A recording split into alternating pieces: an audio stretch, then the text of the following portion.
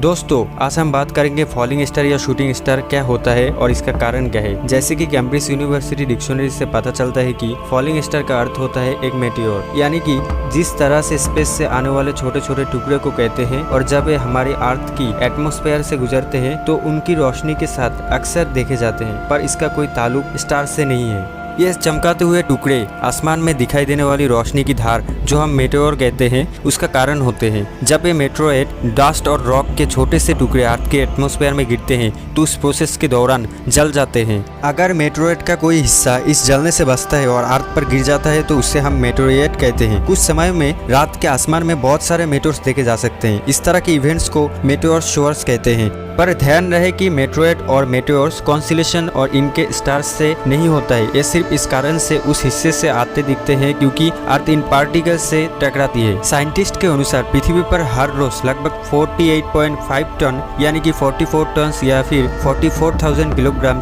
मेटेओरिटिक material गिरता है। एक बात का ध्यान रखें कि अगस्त में एक बहुत ही अच्छा मेटेओर शोअर्स होता है जिसे पार्सिस कहते हैं। हर पार्सिस मेटेओर एक छोटे से टुकड़े का जैसा होता है जो कॉमेट स्वाइप टटल का होता है, जो हर 135 साल बाद सूरज के पास से गुजरते हैं। इस समय में आसमान में खूबसूरत मेटेओर्स दिखाई देते हैं।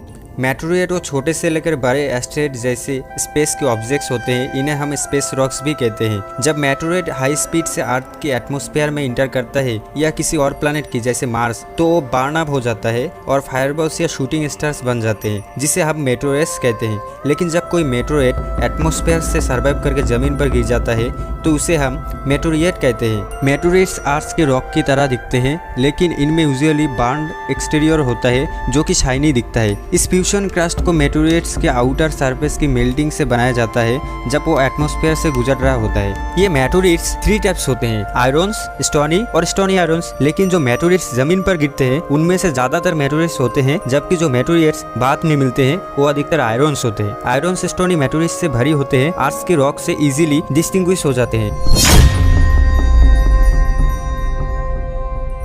सबसे पहले जानते हैं कि ज्यादातर मेटेओराइट टूटे हुए एस्टेरोइड से आते हैं, लेकिन कुछ मार्स और मून से भी आते हैं। थ्योरी के हिसाब से मर्क्यूरी और वेनुस के छोटे छोटे टुकड़े भी जमीन पर आ सकते हैं, लेकिन अब तक कोई ऐसा मेटेओराइट मिला नहीं है जिसका ओरिजिन प्लैनेट्स हो।